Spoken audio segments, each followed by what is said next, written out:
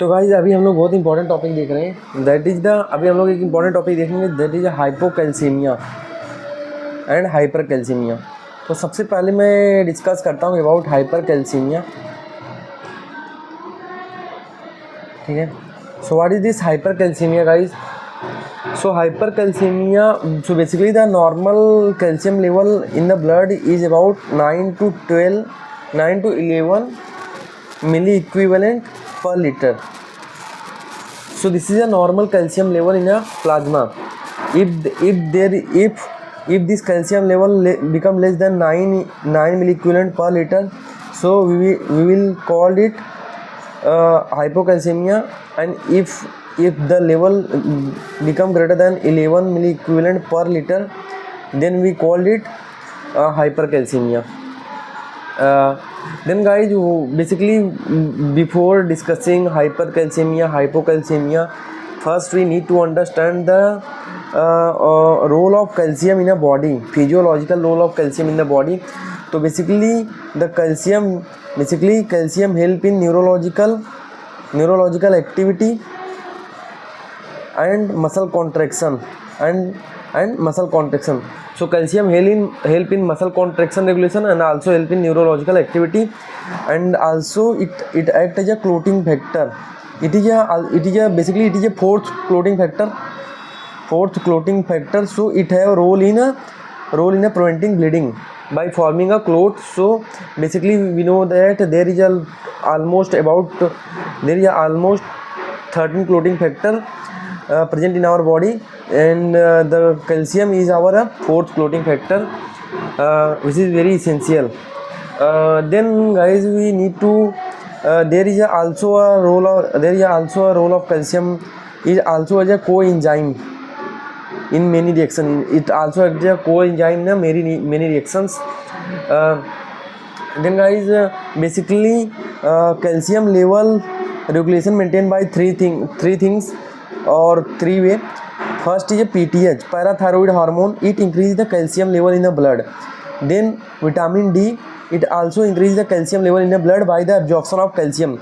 So these two cause the absorption of calcium in the blood. And the calcitonin is a hormone which decreases the calcium in the blood. So basically parathyroid hormone, which is secreted by the parathyroid gland, and active vitamin D3, which is secreted by the kidney. These increases the calcium in the blood, and the calcitonin that decreases the calcium in the blood. So these three together maintain the calcium equilibrium. Then guys, then now we will discuss about the hypercalcemia first. So guys, in this hypercalcemia topic, we will discuss what is the hypercalcemia, what is the cause of the hypercalcemia, what is the symptom come from this hypercalcemia. So first, basically hypercalcemia is caused when the calcium level in a plasma become greater than 11 milli equivalent per liter. Then we will call it hypercalcemia. Basically guys, what is the causes of hypercalcemia? Causes of hypercalcemia is first hyperparathyroidism.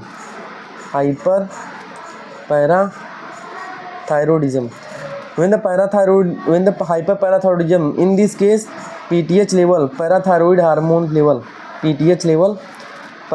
hormone level increases, so the absorption of calcium increases. So it increases the calcium absorption. So due to this the calcium in the blood increases. So first is a hyperthyroidism. Second one guys is the malignant cancer of lung, breast, bone marrow, and kidney. Any kidney. Basically any cancer which malignant to the bone, it basically cause the destruction of that bone. Basically when the tumor cell get metastasize into the bone, is basically tumor cell destroy the bone, and the calcium leak out in the blood, that result in a hypercalcemia. That result in hypercalcemia. That is the main reason why in a cancer cell, why in cancer hypercalcemia occur. And guys, one more thing I want to discuss about, if there is a tumor cell, still there is no meta studies, but if there is a tumor cell, it also cause the hypercalcemia, because tumor cell secrete PTHRH chemicals of protein, you can say protein. It acts as a parathyroid hormone, and we know that the parathyroid hormone increase the calcium level in the blood. This also increase the calcium level in the blood. It mainly acts as a parathyroid hormone. Then guys, what is the symptom of hypercalcemia? Symptom, or you can say the clinical features. So basically there is a it causes the fatigue, because due to hypercalcemia there is a continuous muscle contraction, so body get fatigued. And there is also confusion and cardiac arrhythmia and calcification of kidney. So guys, these are the clinical features of the hypercalcemia. Then guys, our second topic is hypocalcemia. And what investigation we will done in hyper or hypercalcemia? We will basically first see the causes. So investigate that. If we suspect any cancer, then do the histopathological examination. And if we suspect any if we suspect tumor of parathyroid, then do the USG, do the CT of that area, basically. And we can also do the serum calcium level. Basically first investigation of choice, basically serum calcium level. Because why serum calcium level? Because that give the value of the calcium, so we can know that whether it is increased calcium or decreased calcium. Then guys, second topic I will discuss about the hypocalcemia. So guys, what is a hypocalcemia? When the plasma concentration of the calcium less than 9 milliequivalent per liter, it called hypocalcemia. One thing I want to discuss about this calcium. About 45% calcium in a blood is always combined with albumin. So decrease or increase albumin level affect the calcium level in the blood. Why? Because guys, why this calcium combined with albumin? So basically calcium is a positive charge and the albumin is a negative charge protein, so it attracted.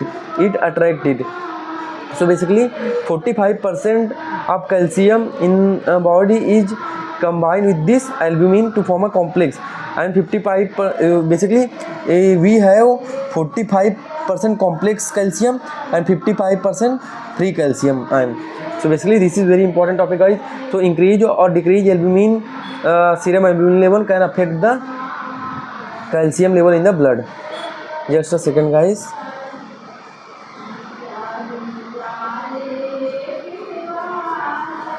Then guys, what is the causes of hypocalcemia? Causes of hypocalcemia, basically hypothyroidism.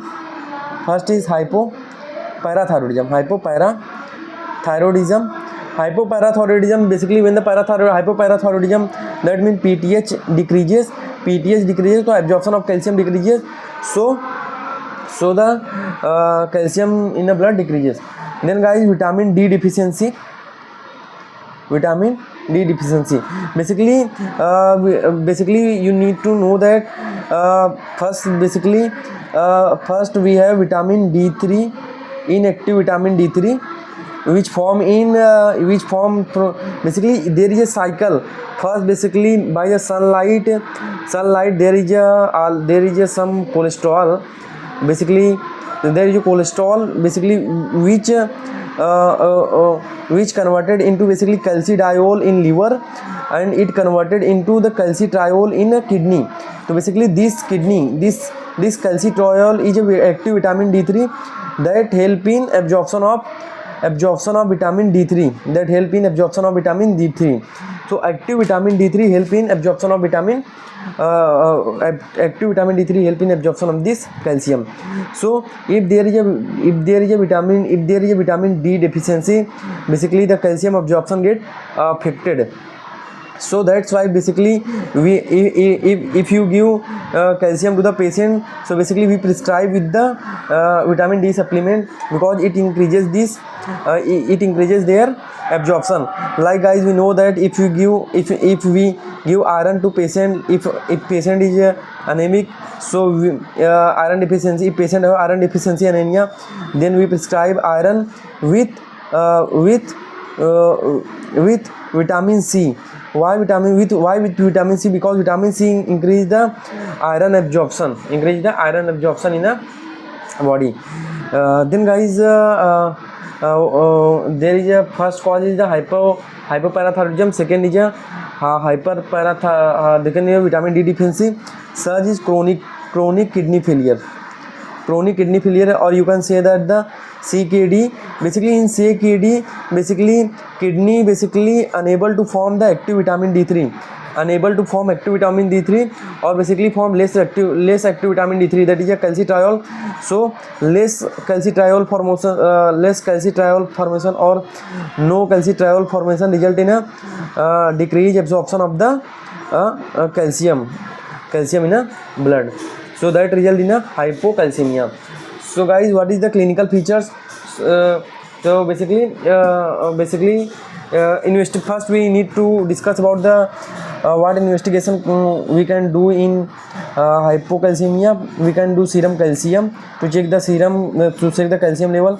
If there is a patient have history of diabetic, so patient may get kidney disease. So we do kidney function test and GFR, and also we see a lot of electrolyte, and other thing we should also do vitamin D3. Without vitamin D3 level affect the calcium absorption in the blood, and if there is and also we check the serum PTH.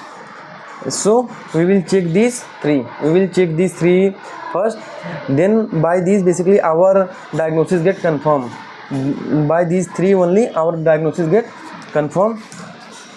Then guys, what is the clinical feature of the hypocalcemia? So basically first clinical feature about the muscle spasm. So body, if there is patient is a hypocalcemic, their muscle is like this, the finger is like this. This is basically a typical feature of the hypocalcemia. Then guys, sometimes there is a convulsion, myocardial depression and cardiac arrhythmia, and osteoporosis. Basically osteoporosis means weakening of the bone due to lack of calcium. So guys, this is all about the hypocalcemia and the hypercalcemia.